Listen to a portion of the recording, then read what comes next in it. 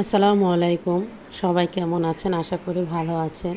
কিন্তু আজকের এই খবরটা থেকে আশা করি সবার মনে বা খুবই খারাপ লাগবে। আমার তো দেখে খুবই খারাপ লাগতেছে। আমি তো এই কয়দিন ধরে শুধু খবরেই দেখি। তারপরে এই যে মেয়েটা মমিতার কথা বলতেছে, এটা ভারতের নাকি ডাক্তার। তা যাই হোক, তোমরা জানতে পারবে আর হয়তোবা তোমরা জেনে গেছো। তারপর আমার মতামতটা তোমাদের সাথে জানালাম, শেয়ার করলাম। এতটা খারাপ লাগলো আসলে, মেয়ে মানুষদেরকে তারা কি মনে করে ছেলেরা বুঝতে পারতেছি না। আর নিজের কলিগ বা নিজের মানুষ বড়ই শত্রু হয়, সেটাই সত্যি কথা। আর কতটা একটা সুস্থ মানুষের গলাটা চাপ ধরে মানে যতক্ষণ রাখছে, কতটা মানে ভয়াবহ হলে আপনারা ভাবতে পারতেছেন। চোখের মণি দিয়ে রক্ত বের হচ্ছে। আর জায়গায় জায়গায় কুকুরের মতন খামচিয়ে মানে মাংস, মানে কি ওরা কি জানোয়ার নাকি, আমি তো কিছু বুঝতে পারতেছি না।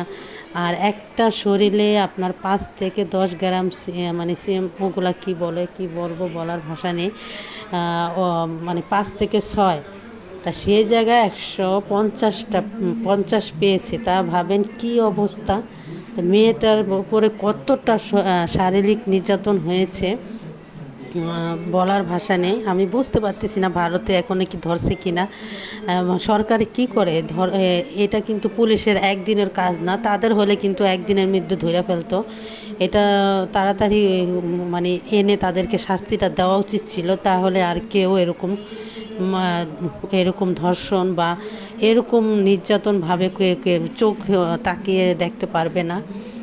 আমাদের এখানে যে ইন্ডিয়ান আপুদের বলতেছে, আমাদের এখানে কিন্তু পুলিশদের টানিয়ে কারেন্টের খাম্বা আছে না, ওখানে টানিয়ে এরকম করে রাখছে।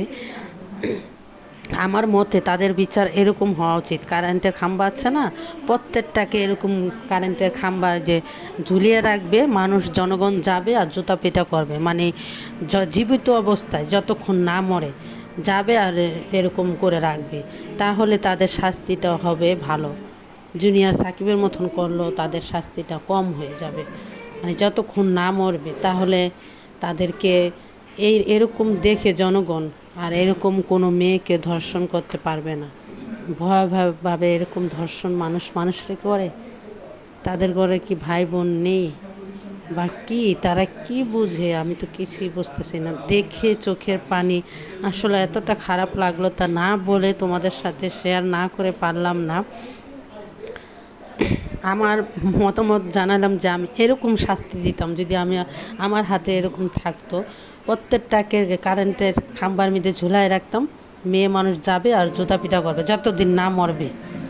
তাহলে এরকম ছেলেরা দেখলে দ্বিতীয়বার এরকম মেয়েদের ধর্ষণ ও এরকম শারীরিক নির্যাতন করার কোনো চোখ তাকিয়ে থাকতে পারবে না। জানি না ভারতের সরকার এখনও বসে আছে কেন।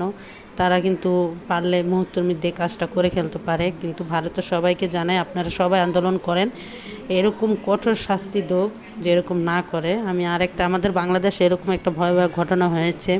তারপরে চায়না নাকি মানে বিদেশেও একটা মেয়েকে দেখলাম এরকম ঘটনা। আর ইন্ডিয়া তো বহুত হয়। আর তারপরে এই মেয়েটারটা একটু ডিফারেন্স, কী যে হবে জানি না। তো যাই হোক, এই মেয়েটার জন্য দোয়া করবেন, মেয়েটার মার জন্য দোয়া করবেন। মাটা খুব কান্না করতেছে যে একটি মেয়ে কত কষ্ট করে লেখাপড়া করাইছে। কি বলবো, প্রত্যেকটা মেয়ে তো বাপ মারা সবাই কষ্ট করে।